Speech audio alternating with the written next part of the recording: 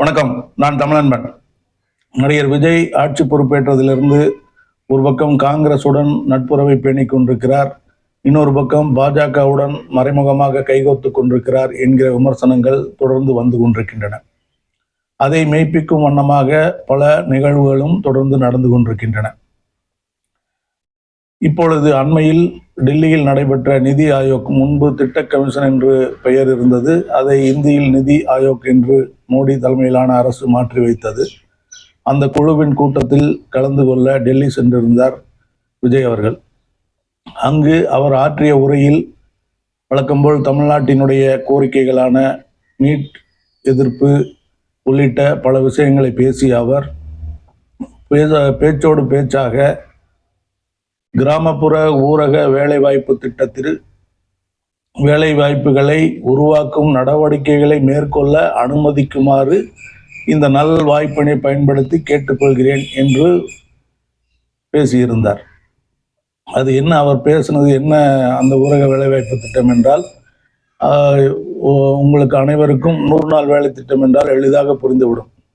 100 நாள் வேலை திட்டம் என்பது 2005ஆம் ஆண்டு காங்கிரஸ் தலைமையிலான ஆட்சி கொண்டு வந்த ஒரு திட்டம். கிராமப்புறத்தில் வேலை இல்லாமல் இருப்பவருக்கு 100 நாட்கள் வேலை கட்டாயம் கொடுத்தாக வேண்டும் என்பது அந்த திட்டத்தின் நோக்கம்.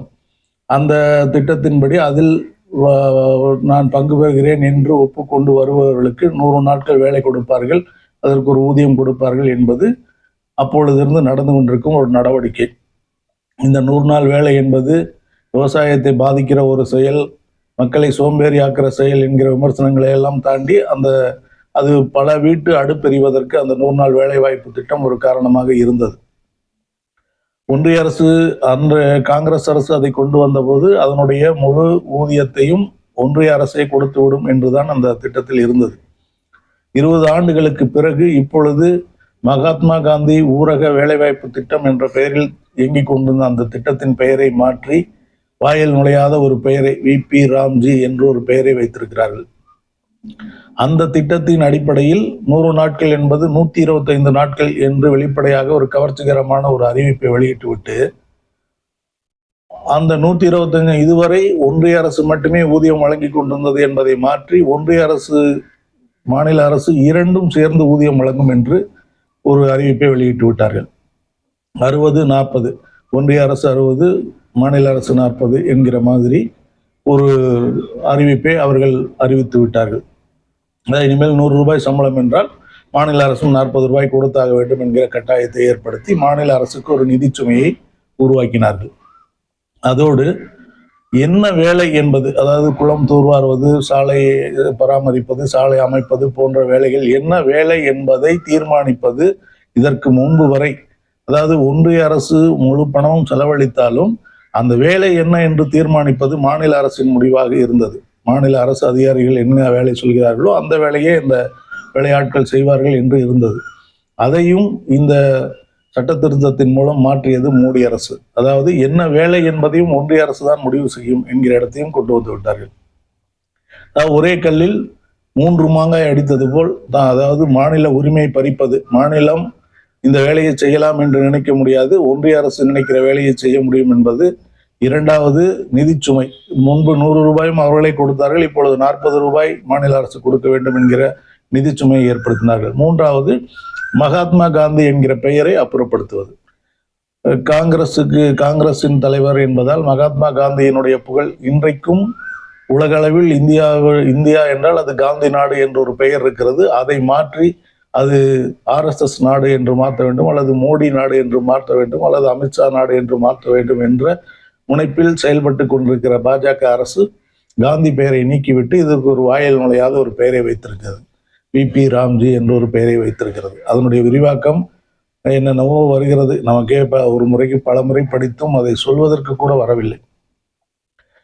இப்படி இந்த திட்டத்தை கடந்த 2025ஆம் ஆண்டு டிசம்பரில் பாராளுமன்றத்தில் கொண்டு வருகிறார்கள். உடனடியாக குடியரசுத் தலைவர் ஒப்புதல் அளிக்கிறார். உடனடியாக அது சட்டமாக மாறிவிட்டது. 2025 டிசம்பரில் அவர்கள் கொண்டு வந்த போது தமிழ்நாட்டில் திமுக ஆட்சி நடந்து கொண்டிருக்கிறது. திமுக ஆட்சி அடுத்த ஒரு மாதத்துக்குள், அதாவது ஜனவரி 23ஆம் தேதியே சட்டமன்றத்தில் ஒரு அரசினர் தனி தீர்மானம் கொண்டு வருகிறது. அந்த தீர்மானம் இந்த விபி ராம்ஜி திட்டத்தை ஏற்க மாட்டோம் என்பதுதான் அந்த தீர்மானம். இந்த தீர்மானம் மகாத்மா காந்தியின் பெயரை மறைக்கிறது, மாநில உரிமையை பறிக்கிறது, மாநிலத்துக்கு நிதி சுமையை கூட்டுகிறது. எனவே இந்த தீர்மானத்தை ஏற்க முடியாது, இந்த சட்டத்தை ஏற்க முடியாது, இதை நாங்கள் நடைமுறைப்படுத்த மாட்டோம் என்று ஒரு தீர்மானத்தை மு.க. ஸ்டாலின் அவர்கள் கொண்டு வருகிறார். அப்பொழுது எதிர்க்கட்சியாக இருந்த அதிமுகவும் அதை எதிர்க்கவில்லை. கிட்டத்தட்ட அவர்கள் பாஜகவோடு உறவில் இருக்கும்போது கூட அவர்கள் இந்த தீர்மானத்தை எதிர்க்கவில்லை. ஏனெனில் இது மாநில அரசின் உரிமை பறிப்பு செயல், மாநில அரசின் நிதியை கூட்டுகிற, நிதி சுமையை அதிகரிக்கிற செயல் என்பது அவர்களும் ஆண்ட கட்சி என்பதால் இதனுடைய பாதிப்பு அவர்களுக்கு தெரிந்திருக்கிறது. அதனால் அவர்களும் எதிர்க்கவில்லை. இதனால் ஒருமனதாக அந்த தீர்மானம் சட்டசபையில் நிறைவேறியதாக சட்டசபை குறிப்புகள் சொல்கின்றன. அந்த ஜனவரி 23 தீர்மானம் நிறைவேற்றி எதிர்ப்பு தெரிவித்த அந்த திட்டத்தை, அந்த திட்டத்தின்படி வேலைவாய்ப்பு நடவடிக்கைகளை உருவாக்க இந்த நல்வாய்ப்பை பயன்படுத்தி வேண்டிக் கொள்கிறேன் என்று விஜய் பேசியிருக்கிறார். அவருக்கு இது பற்றி எந்த புரிதலும் இல்லை. யாரோ எழுதி கொடுத்ததை அவர் படித்திருக்கிறார் என்பதில் எந்த மாற்றமும் இல்லை.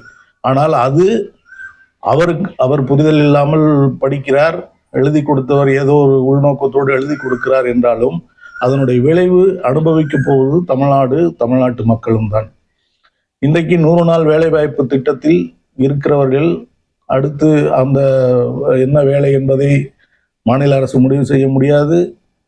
பணம் மாநில அரசு பங்கு செலுத்தியாக வேண்டும். அந்த பெயரும் மாற்றப்பட்டு விட்டது என்றாலும் அதை நடைமுறைப்படுத்த முடியாது என்று மாநில உரிமைக்காகவும் நிதி சுமையை குறைப்பதற்காகவும் போராடிய மாநில அரசு இருந்த அதே சட்டசபையில் இன்றைக்கு வந்திருக்கிற ஆட்சி, இன்றைக்கு வந்திருக்கிற முதலமைச்சர் அந்த எந்த புரிதலும் இல்லாமல் இந்த வேலைவாய்ப்பு நடவடிக்கைகளை மேற்கொள்ள அனுமதிக்குமாறு இந்த வாய்ப்பை பயன்படுத்தி கேட்டுக்கொள்கிறேன் என்று அவரிடம் ஒரு மன்றாடல் போல் அவர் பேசியிருக்கிறார்.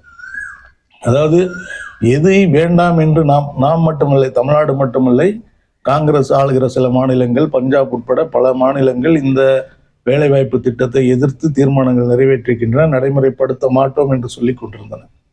ஆனால் இவர் கேள்வியே கேட்காமல், இது குறித்து எந்த புரிதலும் இல்லாமல் சாஷ்டாங்கமாக காலில் விழுந்தது போல் விழுந்திருக்கிறார். ஒன்றிய அரசின் காலில் விழுந்து நாங்கள் இந்த வேலைவாய்ப்பு நடவடிக்கைகளை மேற்கொள்ள கொள்கிறோம், அதற்கு அனுமதி கொடுங்கள் என்று கேட்கிறார். ஏற்கனவே அவர்கள் இதை செய்யுங்கள் என்றுதான் சொல்லிக் கொண்டிருக்கிறார்கள். செய்ய மாட்டோம் என்று சொல்லிக் கொண்டிருந்த மாநிலத்தில் இருந்து போய் இதை செய்வதற்கு அனுமதி கொடுங்கள் என்று வேண்டுகிற இடத்துக்கு அவர் போய்விட்டார்.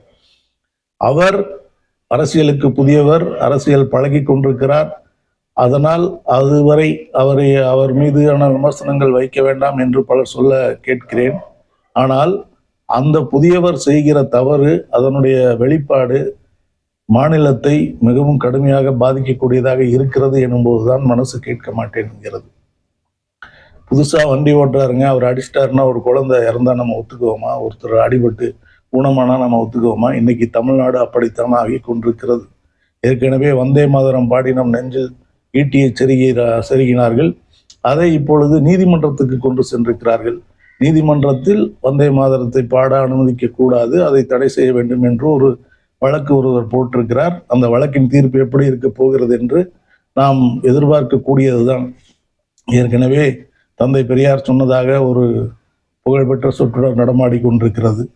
பிற்படுத்தப்பட்ட தாழ்த்தப்பட்ட மக்கள் எல்லாம் படித்து ஒரு நல்ல வேலை வாய்ப்பு அதிகாரத்தில் போய் அமரும் போது நீதிமன்றங்களை தன்னுடைய கைப்பிடியில் ஒரு கூட்டம் வைத்திருக்கும். அந்த கூட்டம் சொல்வதுதான் சட்டம் என்று ஆகிவிடும் என்று அவர் சொன்னதாக ஒரு தகவல் இருக்கிறது. அது அப்படியே மெய்ப்பிக்கிற மாதிரி தான் இப்பொழுது நிகழ்வுகளும் நடந்து கொண்டிருக்கின்றன. இதுபோல் வந்தே மாதரம் பாடியது, அடுத்தது இப்பொழுது விபிஜி ராம் திட்டத்தை நான் ஏற்றுக்கொள்கிறேன் என்று ஒப்புதல் வாக்குமூலம் கொடுத்து விட்டு வந்திருப்பதன் மூலம் மாநில உரிமைகளை மத்திய அரசின், ஒன்றிய அரசின் கால்களில் அடகு வைத்து விட்டு வந்திருக்கிறார் முதலமைச்சர் விஜய் அவர்கள். அவருக்கு இது தெரியாது. இனிமேலாவது தெரிந்து யாராவது எடுத்து சொல்லி இதற்கு ஒரு எதிர்ப்பு தெரிவித்து பழைய மாதிரியே அந்த திமுக அரசின் தீர்மானத்தை ஏற்று மாநில உரிமையை பாதுகாப்பாரா என்பதை போக போக பார்க்கலாம். அடுத்து விஜய் அவர்கள் ஆட்சிக்கு வந்த பிறகு, விஜய் அவர்கள் ஆட்சிக்கு வருவதற்கு முன்பாக தமிழ்நாட்டில் திமுக அரசின் மீது சுமத்தப்பட்ட மிகப்பெரிய குற்றச்சாட்டு, அனைவருக்கும் எளிதில் சென்று சேரக்கூடிய குற்றச்சாட்டு என்னவென்றால் பாட்டிலுக்கு 10 ரூபாய். அது என்ன என்று விளக்கம் சொல்லாமலே அனைவருக்கும் புரியும். அரசு நடத்தும் மதுபான கடைகளில் ஒரு குடி மதுவின் விலை 90 ரூபாய் என்றால் அவர்கள் இயல்பாகவே 100 ரூபாய் என்பார்கள். இவர்களும் கேட்காமல் கொடுத்து விட்டு வருவார்கள். கேட்டாலும் பதில் கிடைக்காது என்பதால் 100 ரூபாய் கொடுத்து அதை வாங்கி குடிப்பார்கள் என்பது நடந்து கொண்டிருந்த ஒரு நிகழ்வு. அப்பொழுது ஒவ்வொரு பாட்டிலுக்கும் 10 ரூபாய் என்றால் ஒவ்வொரு நாளைக்கும் இவ்வளவு ஆயிரம், இவ்வளவு கோடி லட்சம் வருகிறது, இது இவ்வளவு கோடி ஆகிறது, இது அத்தனையும் திமுகவுக்கு போகிறது, செந்தில் பாலாஜிக்கு போகிறது, அவர் மூலம் மு.க. ஸ்டாலினுக்கு போகிறது என்கிற விமர்சனங்கள் எல்லாம் கொடிகட்டி பறந்தன. கரூர் கொடுநேர்ச்சி நிகழ்வில் அந்த நிகழ்வு நேருவதற்கு சிறிது நேரம் முன்னால் கூட நடிகர் விஜய் அவர்கள் அங்கு இந்த பாட்டை பாடினார். பாட்டிலுக்கு 10 ரூபாய், பாட்டிலுக்கு 10 ரூபாய் என்று பாட்டு பாடினார். அந்த அளவுக்கு நடந்த நிகழ்வு. அவர் அடுத்து உடனே ஆட்சிக்கு வந்து விட்டார். ஆட்சிக்கு வந்தவுடன் என்ன நடந்திருக்க வேண்டும்?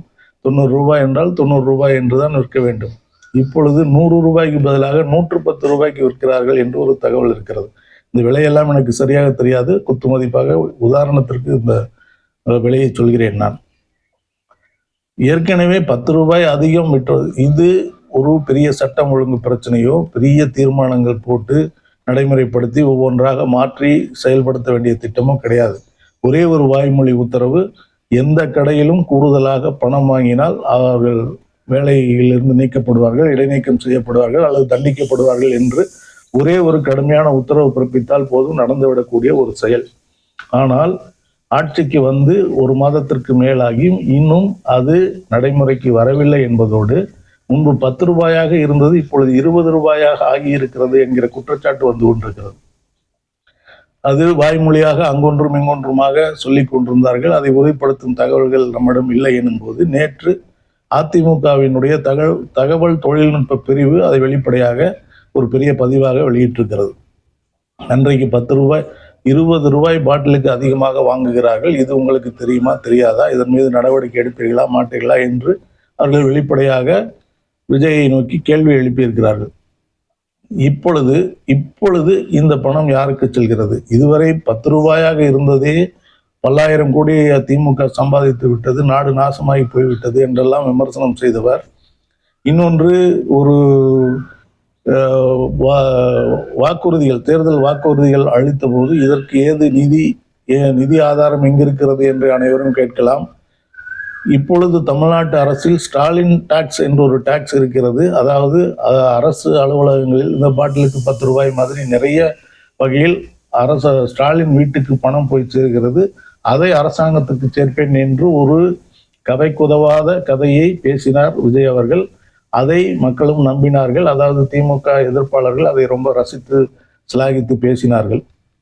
இப்பொழுது அந்த இவ்வளவு அவர் சொன்னது அப்படியே உண்மை என்று வைத்து கொண்டாலும் இன்றைக்கு ஆட்சி மாறியதும் என்ன நடந்திருக்க வேண்டும்? அதே விலைக்குத்தானே விற்க வேண்டும். அப்படி நடக்காமல் இப்பொழுது 10 ரூபாய்க்கு பதிலாக 20 ரூபாய்க்கு விற்கிறார்கள் என்றால் என்ன அர்த்தம்? இப்பொழுது இந்த பணம் யாருக்கு போகிறது? இதற்கான விடையை யார் சொல்வது? நடிகர் விஜய் அவர்கள் மிக பாதுகாப்பாக பொறுப்பேற்றது முதல் ஒரு முறை கூட ஊடகவியலாளர்களை சந்திக்கவே இல்லை. சந்தித்தால் அந்த கேள்விகளுக்கு விடை சொல்ல வேண்டியிருக்கும்.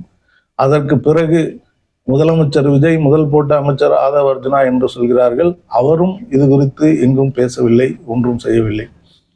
ஆனால் இதற்கு நடுவில் டாஸ்மாக் பணியாளர்கள் சங்கத்தின் சார்பில் ஒரு நீண்ட அறிக்கை, கோரிக்கை கடிதம் ஒன்று வெளியானது. அதில் இந்த 10 ரூபாய் வாங்குவது எதற்காக என்று நியாயப்படுத்தி ஒரு நீண்ட விளக்கம் சொல்லப்பட்டிருந்தது. அப்படியானால் அந்த விளக்கத்தை இந்த அரசு ஏற்றுக்கொண்டு அந்த பணத்தை வாங்குவதற்கு அனுமதித்திருக்கிறதா என்கிற கேள்வி ஒன்று இருக்கிறது. அது சரி, அந்த பணியாளர்கள் சங்கம் சொன்னது சரி என்றால் அது போன அரசிலும் அது பொருத்தும் தானே. அப்பொழுது மட்டும் நீங்கள் திமுக மீது ஏன் குற்றம் சாட்டினீர்கள் என்கிற கேள்வியும் இருக்கிறது. அந்த பணியாளர்கள் சங்கம் சொன்னது சரி என்றால் போன முறை நீங்கள் திமுக ஆட்சியின் மீது சொன்ன குற்றச்சாட்டு முற்றிலும் பழையானது, தவறானது, வேண்டுமென்றே சொல்லப்பட்டது. அதற்கு நீங்கள் தார்மீக மன்னிப்பு கோரியாக வேண்டும். அல்லது அந்த சங்கம் சொல்வது பொய் என்றால் இப்பொழுது நீங்கள் நடவடிக்கை எடுத்திருக்க வேண்டும். இப்பொழுது அந்த பணம் வாங்குவதை தடுத்து நிறுத்தி இருக்க வேண்டும். இரண்டுமே செய்யவில்லை என்றால் நாம் இதை எப்படி பார்ப்பது என்று எனக்கு தெரியவில்லை. ஒரு ஒரு அரசாங்கம், ஒரு மாற்றம், இரண்டு திராவிட கட்சிகளும் ஊழலில் திளைத்து மாறி மாறி அவர்கள் மட்டும் வளமாகி கொண்டிருந்தார்கள், மக்களை வதைத்துக் கொண்டிருந்தார்கள் என்று ஒரு பொய்யான பரப்புரையை தொடர்ந்து பேசி அதை நம்ப வைத்து ஆட்சிக்கு வந்திருக்கும் நீங்கள், ஒரு சின்ன விஷயம், எந்தவித ஒரு மெனக்கெடலும் இல்லாமல் ஒற்றை வாய்மொழி உத்தரவில் செய்யக்கூடிய ஒரு விஷயத்தை கூட செய்ய முடியவில்லை என்றால் நீங்கள் சரியான நிர்வாகம்தான் செய்கிறீர்களா என்பதை நீங்களே உரசி பார்த்து கொள்ளுங்கள் என்றுதான் நாம் சொல்ல வேண்டியிருக்கிறது. இவர்கள் பேய்கள் அரசாண்டால் பிணந்தின்னும் சாத்திரங்கள் என்று ஒரு வசனம் உள்ளது போல், இன்றைக்கு இவர்கள் எந்த அரசியல் புரிதலும் அரசியல் அறிவும் இல்லாமல் ஆட்சிக்கு வந்து விட்டார்கள். வந்த பிறகு எப்படி நடத்துவது, எப்படி என்ன செய்வது என்று தெரியாமல் திகைக்கிறார்கள் என்று ஒரு பக்கம் இருந்தாலும், இதை வைத்துக்கொண்டு ஒன்றிய அரசாங்கம் தங்கள் இஷ்டத்துக்கு அவர்களை வளைத்து கொண்டிருக்கிறது. இதுவரை திமுக ஆட்சி இருந்த காரணத்தினால் தமிழ்நாட்டில் செய்ய முடியாத விஷயங்களை எல்லாம் விஜயை வைத்து செய்து கொள்ளலாம் என்று அவர்கள் திட்டமிட்டு வேலை பார்க்கிறார்கள். அதற்கு விஜயும் இணங்கி கொண்டிருக்கிறார். அப்படி அது நேரடியாக தெரிந்தால் மிகப்பெரிய அவப்பெயர் ஆகிவிடும் என்பதால் அவர் இன்னொரு பக்கம் காங்கிரசின் தோளில் கையை போட்டுக்கொண்டு மதச்சார்பற்ற சக்திகளோடு கூட்டணியில் இருக்கிறேன் என்று காட்டிக்கொள்கிறார் என்கிற விமர்சனங்களாமல் இல்லாமல் உண்மையாகவே மாறிக்கொண்டிருக்கிறது. வந்தே மாதரம் முதல் மாற்றமாக இருந்தது. முதல் மாற்றம் என்றால் ஏமாற்றம், தமிழர்களுக்கு ஏமாற்றம், ஒன்றிய அரசுக்கு ஒரு மாற்றம். தமிழ்நாட்டில் வந்தே மாதரம் பாட முடியாது என்ற நிலையை மாற்றி பாட வைத்திருக்கிறார்கள். இப்பொழுது பிபிஜி ராம் திட்டத்தை எதிர்த்த தமிழ்நாட்டில் அதை ஆதரித்து இதற்கான வேலைவாய்ப்பு நடவடிக்கைகளை உருவாக்க அனுமதிக்க தருமாறு இந்த நல்வாழ்ப்பினை பயன்படுத்தி கேட்டுக்கொள்கிறேன் என்று விஜய் பேசியிருக்கிறார் எனும்போது அவர்களுக்கு ஒரு நல்ல மாற்றம் நடந்து கொண்டிருக்கிறது. இது தமிழ்நாட்டுக்கு நல்லதல்ல. விஜய் அவர்கள் தெரியாமல் செய்திருந்தால் திருத்திக் கொள்ள வேண்டும், தெரிந்து செய்திருந்தால் நிச்சயம் வருந்தியாக வேண்டும் என்று தெரிவித்து விடைபெறுகிறேன். நன்றி, வணக்கம்.